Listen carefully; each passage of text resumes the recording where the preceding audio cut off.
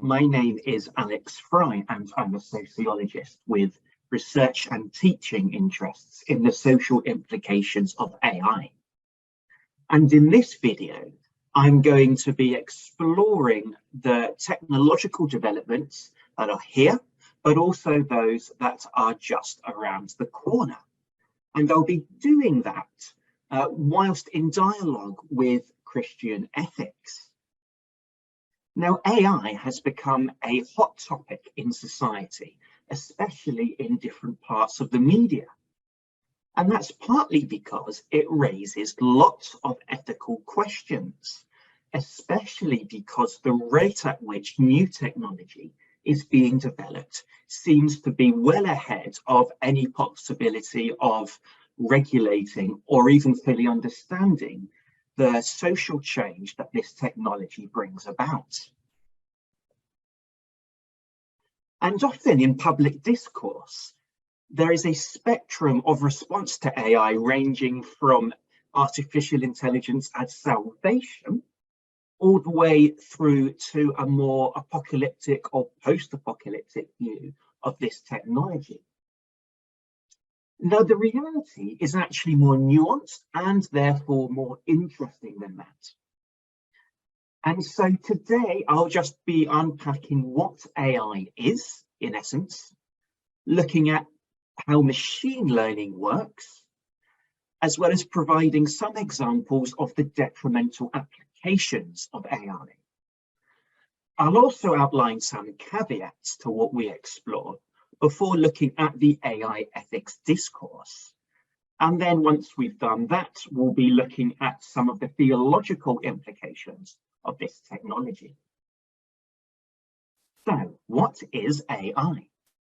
McCarthy says that it is the science and engineering of making intelligent machines, especially intelligent computer programs. It is related to the similar task of using computers to understand human intelligence. In other words, it's the ability of a computer or program to complete similar tasks to human beings. And there are two broad types of AI. There is weak AI, sometimes called narrow AI. And this is where it is trained to perform very specific or narrow tasks. For example, it might be a piece of machinery in a factory that does a very set piece of work over and over and over again. It could be something used by financial analysts, for example, a piece of software that is designed to analyze very specific data sets. Strong AI, by contrast, sometimes called general AI, is purely theoretical at present, and it's debatable whether we will ever have this type of AI. But it's the idea that machines can have an intelligence that is equal to humans, including consciousness and self-awareness. Now, in practice, AI is either designed to have what is called the human approach or the ideal approach. The human approach is where the AI is designed to act and think like human beings would. So, for example, in the case of self-driving cars, which I'll get onto in a short while, you might well want to program a car to make the same ethical choices that a human being would make. The ideal approach, by way of contrast, is where the AI is programmed to think or act purely rationally. Now, that's not to say that human beings don't do that, but it is to recognize that actually human beings don't always act rationally. So it depends on whether you want something to imitate the sort of thing that a human would do, or whether you want to come up with the most rational response to a particular problem. And AI permeates throughout society today. You see it in all sorts of places. And I've got just 5 examples on this screen. You have, for example, in the top left corner, socially assisted robotics or personal robots. These are machines that are programmed to help around the house with various types of chores or activities. Much of the research and development in this area is around helping people who might have perhaps some sort of physical disability or who are aging and therefore need some additional support around the house. And I'll be talking a little bit about that in due course. And then secondly, we have chatbots. So when these first came out, people would be talking to who they thought was a human being, a customer care agent, through their computer.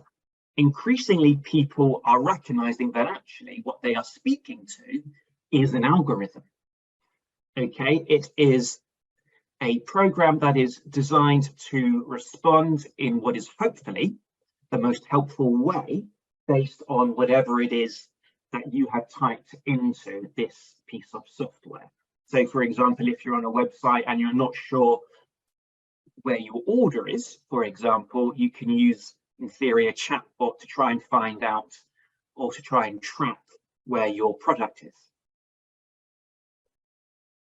And then in the top right-hand corner, we have Amazon Echoes or Alexas.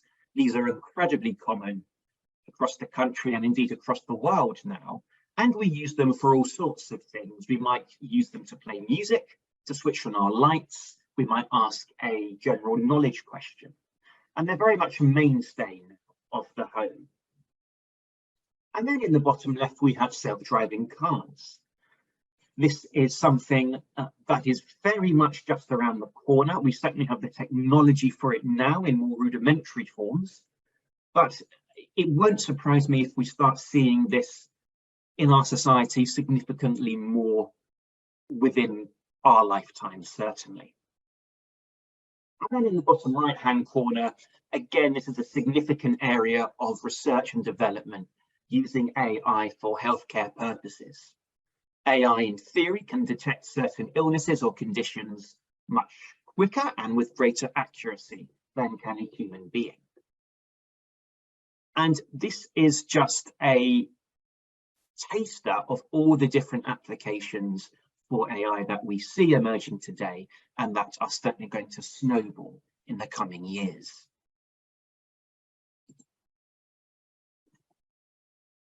But all of this new technology, with all of its social implications, raises some really interesting, but also some very difficult and sobering ethical questions that Christians are going to need to engage with in a serious way. So you might well have heard of the trolley problem. In essence, it's a scenario that is designed to help people think through how they make ethical choices. And usually you have a scenario like this, where a trolley or a tram is coming along the track, and there are a number of people on its path.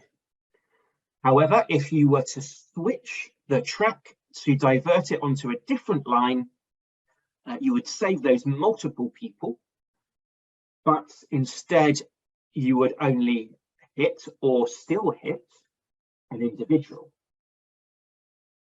So you're demanded to, in effect, make a value judgment here. Do you kill fewer people, or do you not interfere and therefore arguably be completely blameless for whatever deaths occur because you're not involved in the incident at all? And there are other versions of this as well. So when I was at school, in RE lessons, we had to decide whether we would pull the lever so that the tram went on to hit a homeless person, or whether we didn't touch the lever at all, and so the tram continued in its direction but actually hit a baby. Now, the reason I give this example is because self-driving cars face us with this scenario. MIT have actually been trying to program a car to be moral, a self-driving car that is, to try and establish whether or how a car can be made to make the ethical decisions that a human being would make. And it has a range of 13 different scenarios.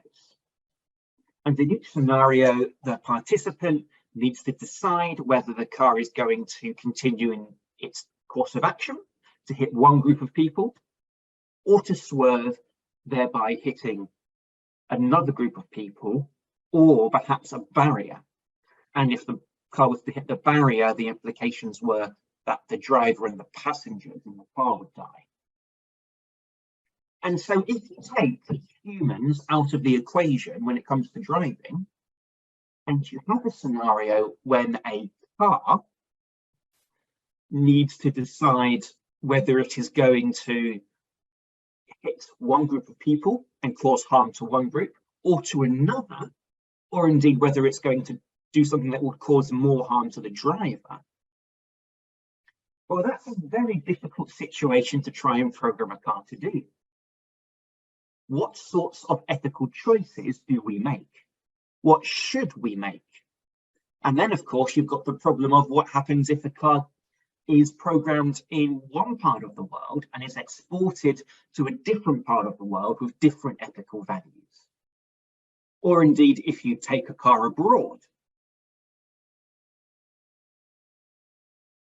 And recognizing the sorts of moral issues that are arising because of the development of AI doesn't actually make things significantly easier, because these questions are far deeper, far more existential, far more theological in nature than science can really account for. We can't necessarily formulate something that requires human decision-making when it comes to ethics.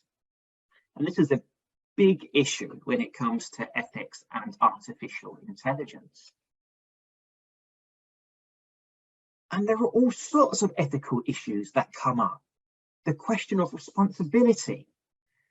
Who would be blamed if the car was to swerve and hit a different group of people? And as I've already highlighted, whose values do you go with? Whose ethical codes? And then there are many other ethical issues that we're going to be touching on today. But again, this list is not exhaustive. There is the question of sexism, of racism, classism, threats to democracy, threats to human autonomy or free will, the undermining of our privacy. And then there's the matter of anthropomorphism.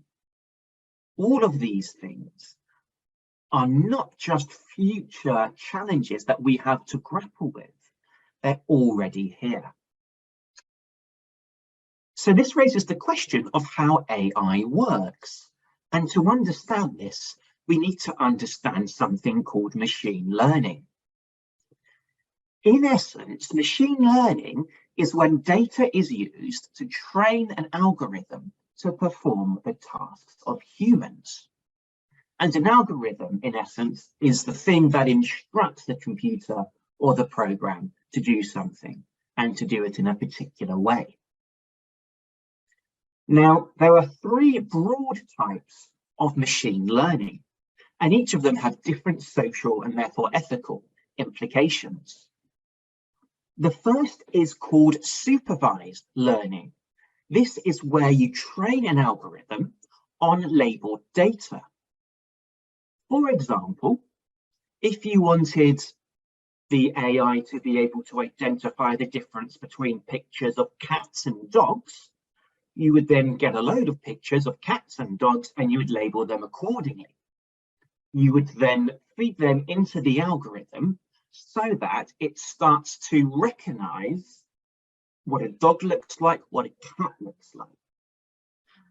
And then that means that it can later, all going well, recognize pictures of cats or dogs that it hasn't been trained on.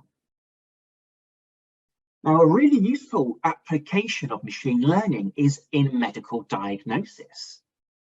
If you want AI to be able to pick up a certain kind of tumour, or to be able to tell the difference between a cancerous and a non-cancerous tumour, you need to feed the algorithm lots of pictures or data that have various pictures of cancerous and non-cancerous tumours. It will be able to analyse what each of those different pictures consists of, and then once it is fed enough of those pictures, enough of that data, will be able to distinguish between a cancerous and non-cancerous tumour, at least in theory. And in practice, we do see that this is something that is very promising, because it can do a pretty accurate job, in fact, a very accurate job, but with less time and greater accuracy than a human being. Next, you have unsupervised learning. This is where data isn't labeled. So a machine, or the machine, the program, the AI, seeks to find patterns in data that it's provided with. So, for example, you feed it a data set, and then without human intervention, the algorithm starts to analyze the data that you've provided it with, and it tries to look for patterns in the data and breaks up the data accordingly.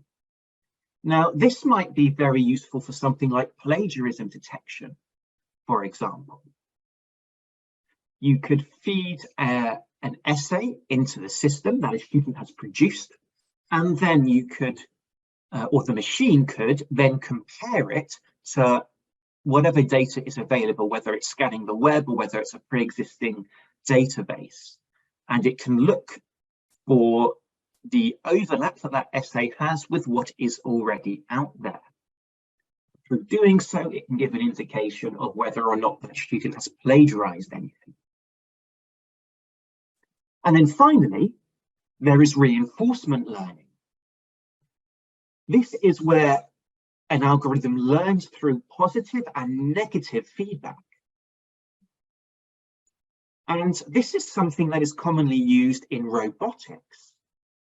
For example, if you want a robotic dog to learn to walk as a dog, it will be able to do so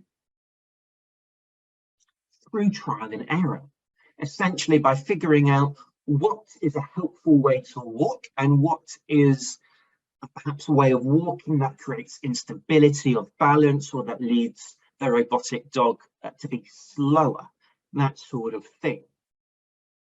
And this is the sort of approach to AI that we might well be using with socially assisted robotics, where you want the robot to perform cleaning tasks, for example. With that in mind, we're just going to look at a few examples of where the use of AI has led to some ethical concerns, and actually some quite significant ones. So the first example is sexism, looking at a hiring algorithm that Amazon has previously used. In 2014, the company decided to use an algorithm to rate applicants for jobs. But then the next year, in 2015, there was a realization that the shortlisting for technical roles wasn't exactly gender neutral. You see, what had happened was the algorithm was trained to shortlist candidates based on the CVs that had been submitted to the company over the last 10 years. The problem was that the tech sector is very much male dominated. And so if you have most employees or potential employees being men submitting their CVs, the AI is going to learn that a lot of the types of things that appear in male CVs are those that are advantageous. So if you're a perfectly qualified woman and you apply for the job, but on your CV has something like captain of the women's football team, the algorithm is going to screen that person out, because that isn't the sort of thing that is on the CV of the majority of previous candidates and employees. So in terms of machine learning, you have the CVs as the data that are fed into the machine categorizes the information, and it creates an algorithm to predict who should be shortlisted. So it actually ends up compounding existing inequality. As I've already said, there are far less women in the tech workforce than there are men, and there is plenty of evidence and social research that indicates that women are treated less favourably in the workforce in many ways than are men. So that's one example. Another example is the issue of racism and classism in predictive sentencing. So in the US, some states use this software called COMPAS. It stands for Correctional Offender Management Profiling for Alternative Sanctions. Very catchy, rolls off the tongue. And essentially, algorithms are used to assess the potential risk of a criminal reoffending. To do so, it focuses on predictors, i.e. statistical averages, that are taken from historical data. It then produces a number that indicates the likelihood of a repeat offence. And the higher the likelihood, and the higher the number produced, therefore, the harsher the sentence should be, according to the way that COMPAS is rolled out in some states. Now, we don't have this in the UK, but we do have predictive policing, which we don't have time to go into in detail today. But I just raise this example because it highlights how far-reaching AI can be and just how problematic it can be, not just in the UK, but in other parts of the world too. And what COMPAS does to make the decision of whether someone is likely to reoffend or not is consider aspects such as their employment status, someone's family background. For example, are they from a single parent? It looks at whether there's been any substance misuse of that person in the past, that person's social network, also their residential stability. And so if you are someone, even if it's the first crime you committed, but you come from a single parent family, you've recently been made unemployed, perhaps because of some sort of financial crisis or a company has gone under. And because of that, you've had to perhaps move home into, I don't know, perhaps something like a YMCA or a bedsit. Well, those things will count against you, even though they're not necessarily factors that have led you to commit the crime that you've been accused of committing.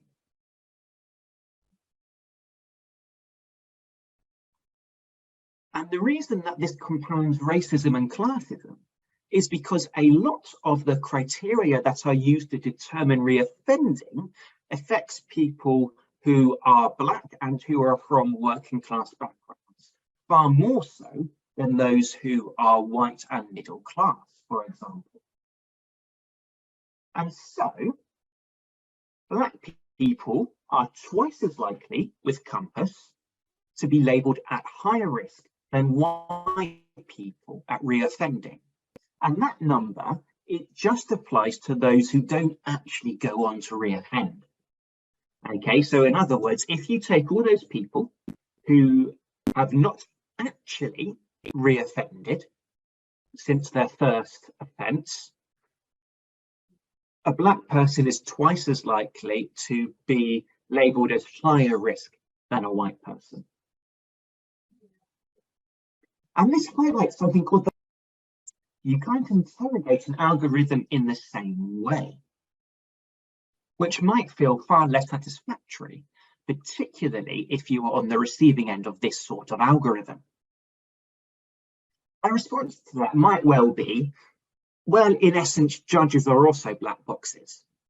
Human beings often rationalise their instincts, and if a judge isn't aware of that, well, are they really any different? Are they not a black box in themselves?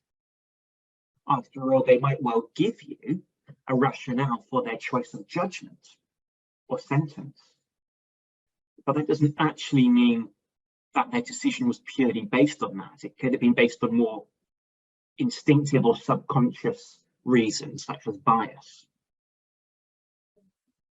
And then there's the difficulty of biased data. If we live in a society where there is a prevailing assumption, however conscious or unconscious, that a certain group of people are more likely to commit a crime, we might well see that police are actively encouraged to be policing in areas where those people live, and therefore those people are more likely to get caught than perhaps other groups. That doesn't mean that those other groups are actually committing crime any less. It just means that they get away with it less. So there's a real difficulty of actually using existing data that tells us who commits crime, why, and where. And so when you add this sort of algorithm into a justice system, ironically, there are questions of injustice that come to the fore.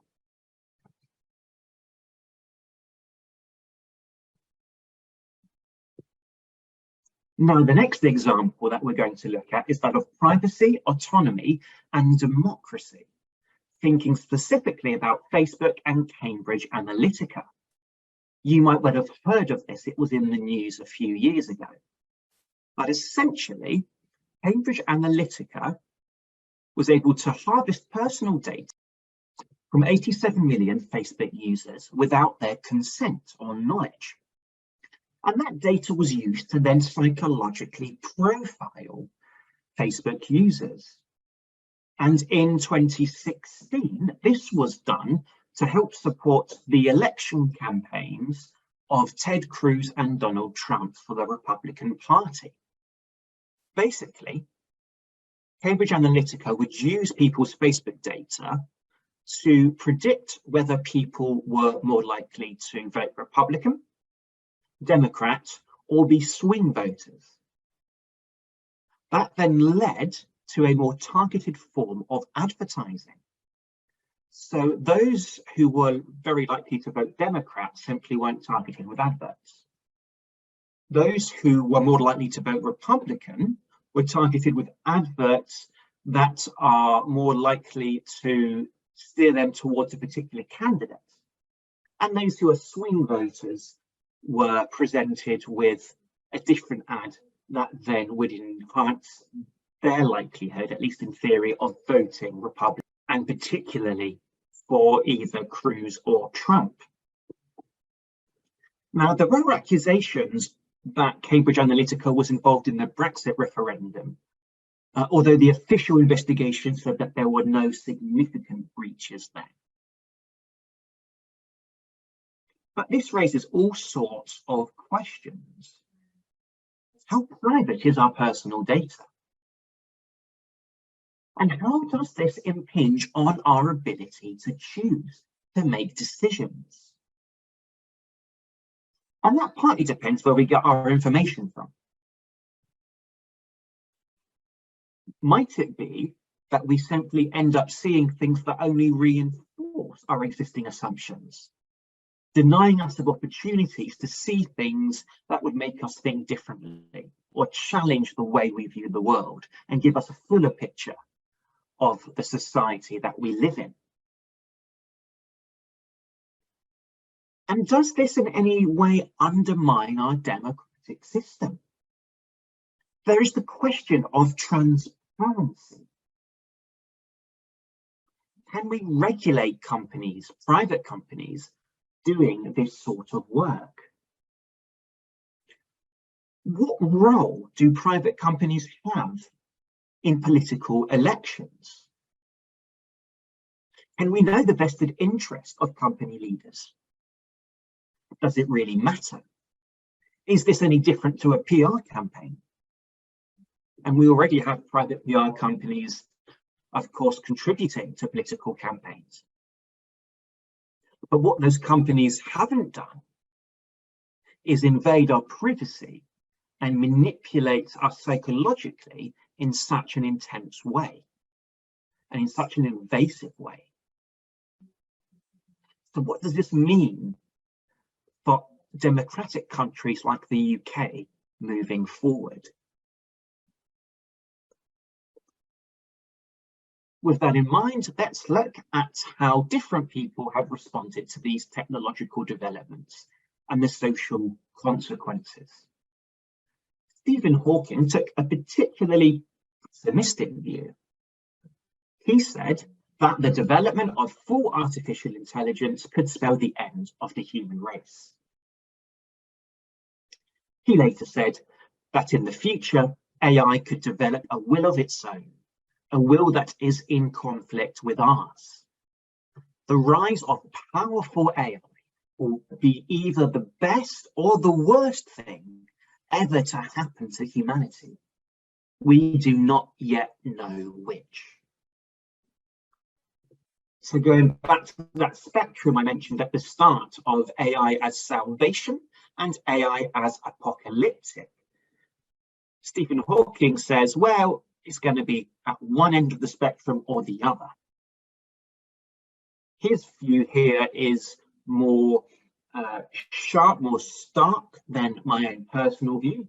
I think it is going to be a mixed blessing, but with some really significant social and ethical issues that we need to get a handle on far sooner than we are perhaps ready for. But there are three different approaches that will shape the extent to which humans can manage AI. And this is all to do with the extent to which AI is worked out in collaboration with human beings. So whether humans are in the loop or out the loop or on the loop of AI. To be in the loop means that human beings are actively a part of an algorithm's or AI's decision making. If they're on the loop, human beings are not completely separate from the decisions, but nonetheless less involved in that process. And then if human beings are out of the loop, that is where there is the most danger for AI to go wrong, because algorithms will essentially be doing their own thing with no human. Now, one activist researcher is Ivana Bottiletti. In her book, An Artificial Revolution, she argues that AI does undermine our free will, and it does so by exploiting human desires to influence our behavior. She writes, "It is about dignity. The persuasion that underpins the world of social media, as an example, is a breach of our essential rights as human beings, our integrity, our true selves." So how might this work in practice? Well, let's say you're using social media and you suddenly see that an advert has come up for a cruise. And you think, that's interesting. Just earlier today, I was actually searching for different holiday destinations. Well, what's happening here is you are being tracked by an algorithm. And in tracking you, the algorithm is then able to make a prediction about what sort of advert to target you with, so that you are nudged, you are more likely to pay for a particular service or product or whatever it is. So our own behavior is monitored in order to nudge us into making money for other people. It is this sort of thing that has led Shoshana Zuboff to write The Age of Surveillance Capitalism. And Zuboff argues that personal and private experiences are hijacked for data to make profit. Our online activity is tracked to target adverts to us, which enables profit from monitoring our activity. But this isn't a balanced relationship. There is an inequality in power dynamics because our data is given for free. So there is this question of power relationships that Zuboff raises. Are these equal? Or are these fair? Or are they exploitative? But these are just some of the important ethical questions that are raised by AI. So far, this video has probably given the impression that AI is all bad, but it's not. There are significant challenges, like I say, and we must get a handle on them because of their implications. We can't afford complacency. But there are also opportunities as well as challenges. Although a caveat is the opportunities also can lead to other complications and other challenges. So it's worth bearing that in mind as well. But Microsoft, for example, has got excited about this idea of responsible AI.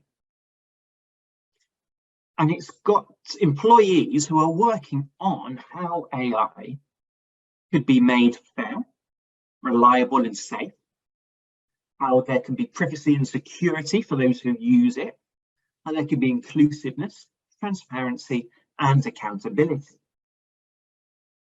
Now, we don't know the motives behind responsible AI, but nevertheless, it's a good thing that large companies are taking it seriously. We don't yet know whether this will adequately address the ethical issues that AI is raising. But as I say, the fact that it is there is encouraging. In Silicon Valley, where there is a significant AI hub, social science and humanities graduates are being employed because of it is increasingly realized that we need people with those skill sets and outlooks to be able to help identify the implications of AI's rollout. So social scientists, for example, are going to be better equipped than, say, engineers to understand or predict how a particular technology might well impact society or groups of people in society. Again, that's a move in the right direction. And then under Theresa May, while she was Prime Minister, the Centre for Data Ethics and Innovation was set up, with the Bishop of Oxford being significantly involved in that process. Since then, the desire to regulate AI as fully seems to have weakened with different political leadership. And then we have the genuinely good applications of AI. For example, early detection of things like heart disease and cancer. But as I said, there's a caveat. Is it equal for all? We have a lot more data of heart disease in men than for women. Women can have different symptoms of heart disease to men, not always, but it's possible. Does that mean that AI is more likely to pick up heart disease in men than women? If so, what is the outcome in terms of quality of life and longevity? And then you have companies like Robotics for Good. In the picture there, there's myself on the right and my colleague, Catherine Pritchard, on the left. When I was working for the ECAS project, equipping Christian leadership in an age of science, where Catherine Pritchard is still based, we had the opportunity to work with Framinda Caleb Solly, who, with her husband, Richard Solly, founded Robotics for Good, and they sell socially assisted robotics at cost. Now, one of the great things about their robots, and you can see one type in this picture, is that they enable people to stay in their homes longer.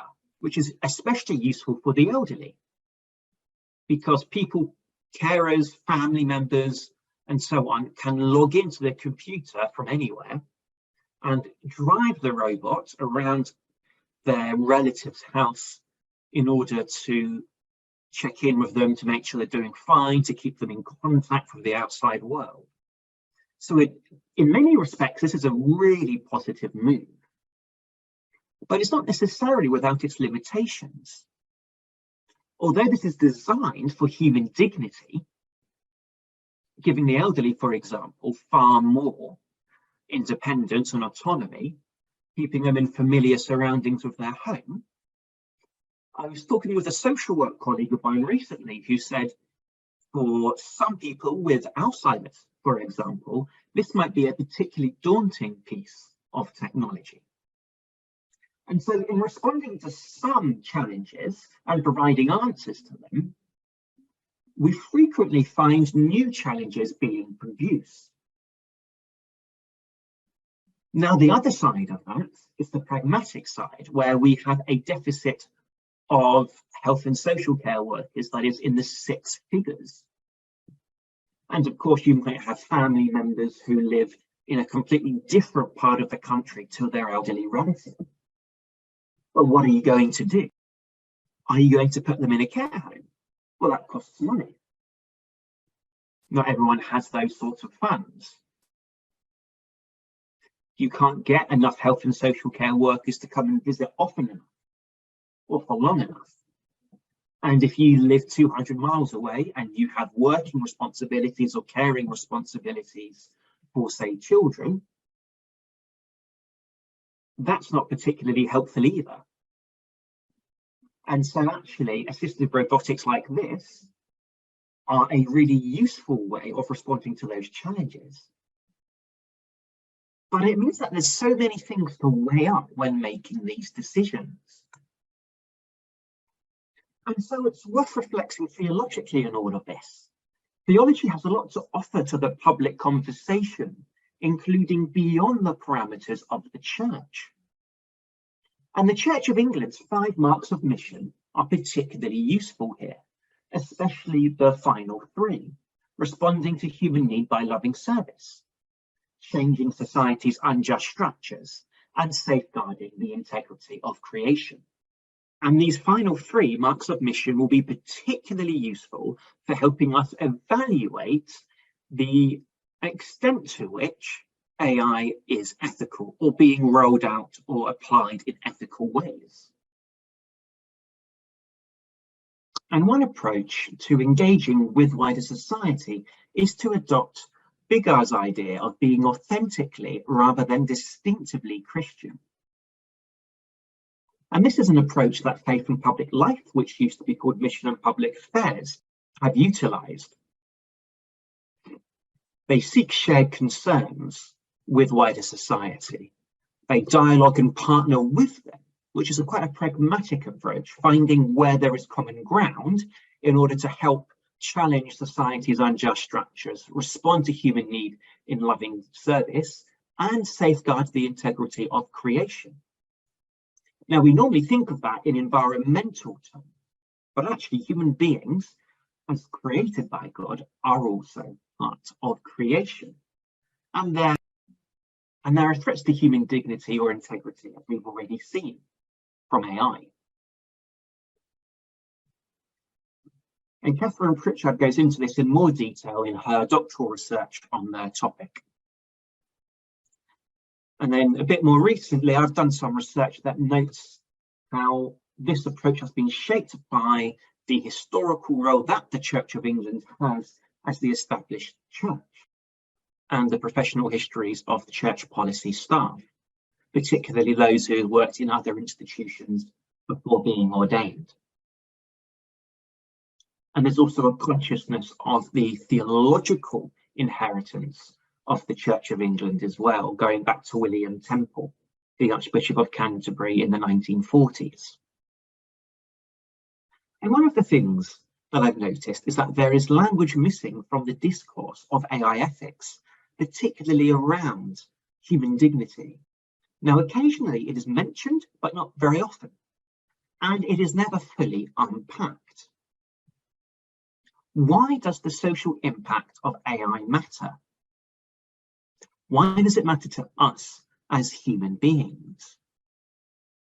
What is it about the way that we find some of the concerns and challenges that I've outlined problematic or even disturbing?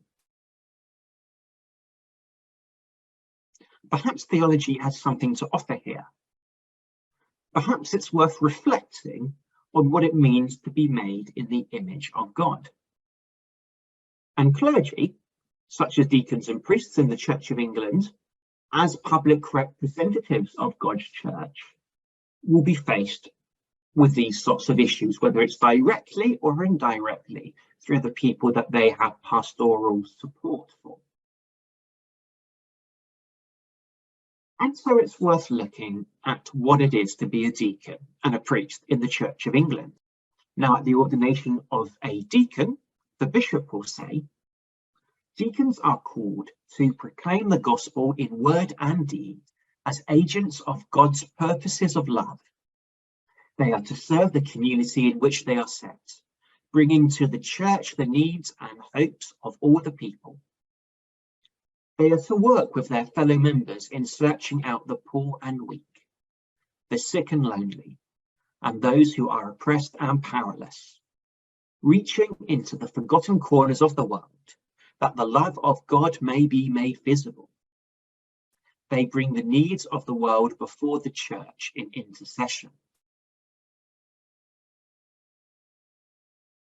Now, when it comes to AI, it might well be that there is a pastoral focus on deeds rather than on gospel proclamation, although of course some opportunities might well present themselves from that.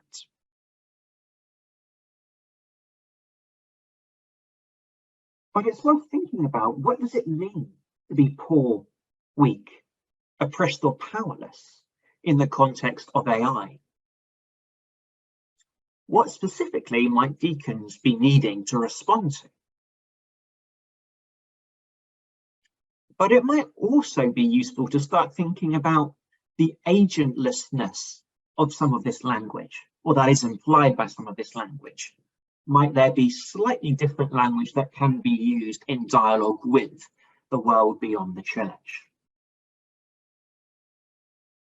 And on that note, there's the question of what counts as the forgotten corners of the world. How might AI impact or create those corners? And again, how can deacons reach them in addition to intercession?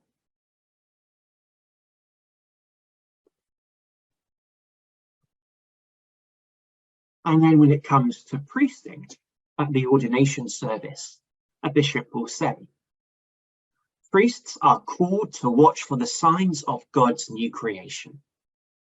They are to be messengers, watchmen, and stewards of the Lord. With all God's people, they are to tell the story of God's love. They are to resist evil, support the weak, defend the poor, and intercede for all in need. With that in mind, where might signs of God's new creation be emerging with AI? What might be contrary to this new creation? How might AI help priests to tell the story of God's love? Where might we best tell the story of God's love by challenging AI's impact? Two sides of the same coin. And where might the impact of AI be considered evil? And again, there's this question of who are the weak, the poor, and in need. And again, I'd flag up whether this is necessarily the best language to be using, given it implies a lack of agency. Perhaps there are other ways of expressing what this text is wanting to express that is less disenfranchising of those who the church might want to get alongside and work with in response to negative implications of artificial intelligence.